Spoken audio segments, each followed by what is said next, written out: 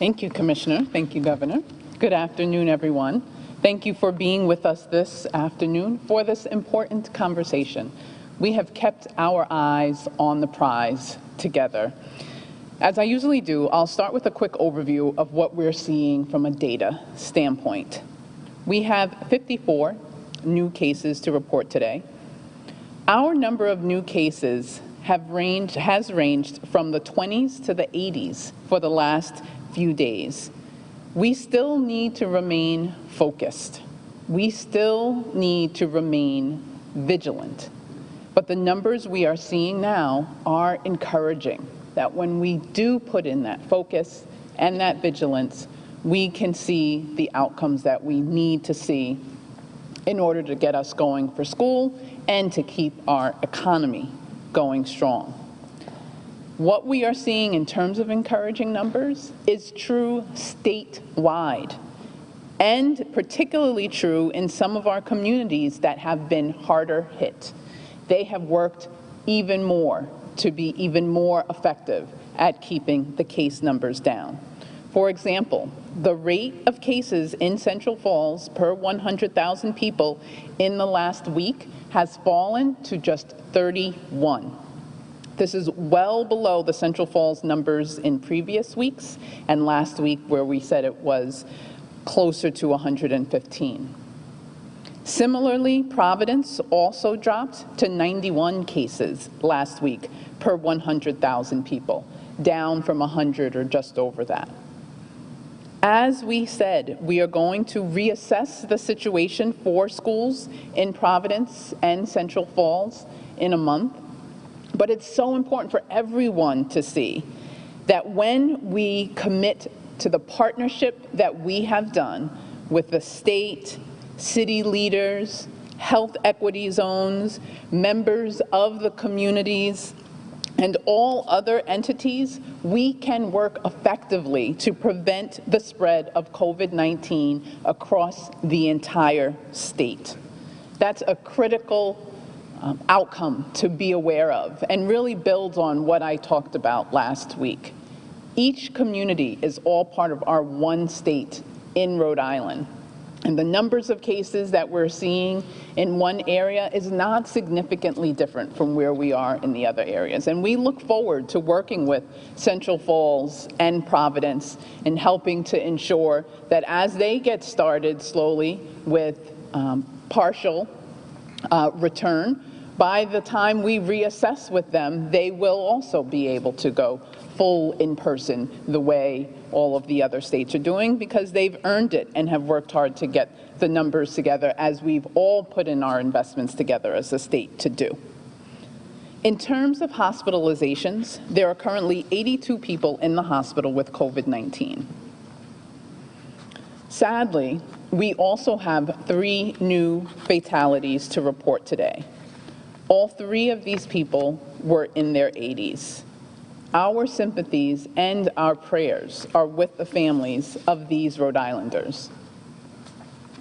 As the governor highlighted, the flu is a major focus for us. That's true every year. But this year, we are going to do everything we can to get our vaccination rates as high as possible. We want to get that message out to you now, particularly if you're someone who says, I don't need the flu vaccine, I've never gotten it. This is the year to get it. The governor mentioned that we need this to avoid a situation where the flu and COVID-19 are straining our healthcare system simultaneously. If, God forbid, you or a family member needs to go to the hospital, we want to make sure the hospital is not overflowing with people with the flu who could have been vaccinated. That's a way to ensure that everyone who needs the care they need can receive it. And when we have preventative tools like the flu vaccine, we make sure that everyone has access to it. This is something we all need to take seriously as a state. This is where our shared responsibility is in place. We're going to do our part to make sure that the flu vaccine is available. We want you to do your part to make sure that you and your loved ones take advantage of getting the flu vaccine. The flu is not just a case of the sniffles or a bad cold. Every year, hospitals feel the impact of the flu. Most flu seasons, we see more than 1,000 inpatient hospitalizations because of the flu. And that does not even count all the flu-related emergency department visits that occur. We also sadly see flu-associated fatalities every year. In the 2017-2018 flu season, which was particularly severe, we saw 60 flu-associated deaths in Rhode Island. Year in and year out, the flu vaccine is your best protection against the flu. Sometimes in certain years we'll hear, how did that young person or young adult who was otherwise okay get so severely impacted by the flu? What could we have done to prevent it? We have that tool in our hands now.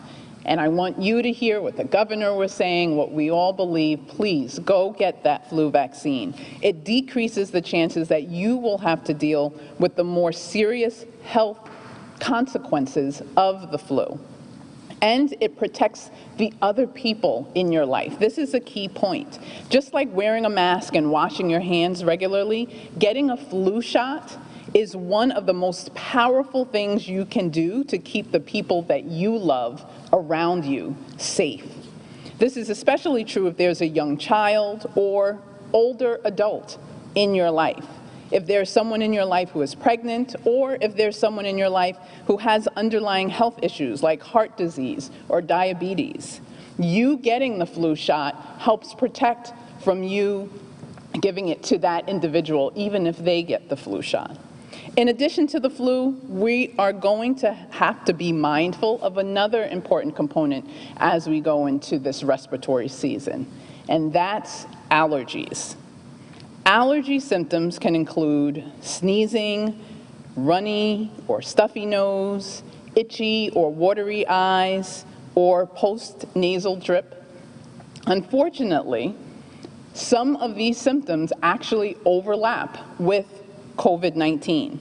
While people with allergies often have a history of having symptoms at the same time each year, there is no 100% perfect way to tell the difference between allergies and COVID-19 when you just look at the symptoms alone.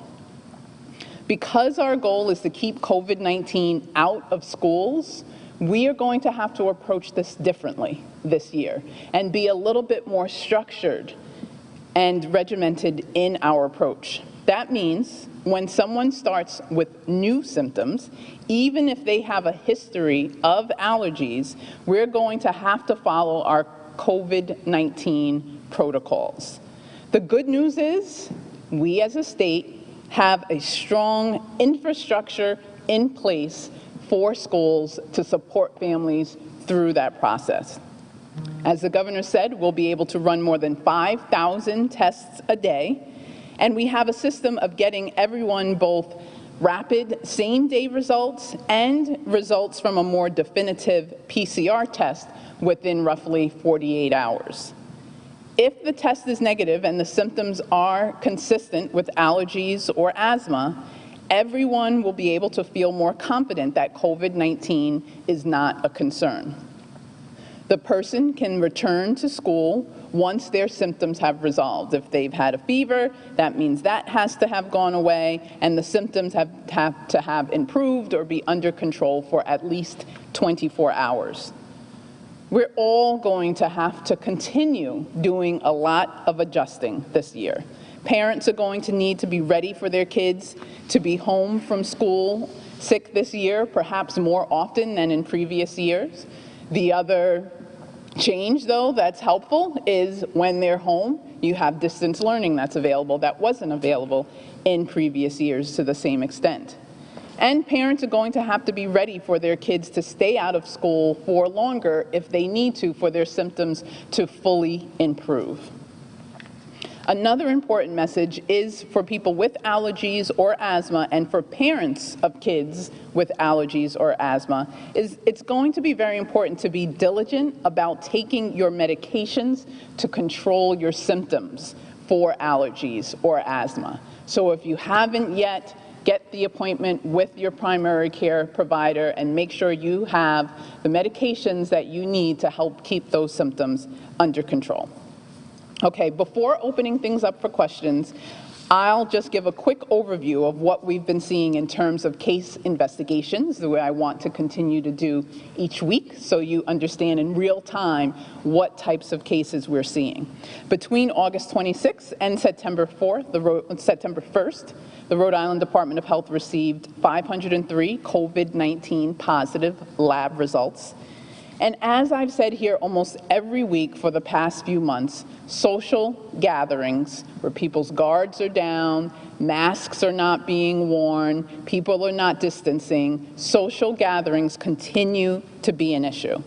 During this period, 40 cases were associated with social gatherings, meaning the person reported attending a gathering in the last 2 weeks, and of those 40 people, 25 did not provide information about that gathering, such as an estimate of how many people were in attendance, were people wearing masks, were people distancing.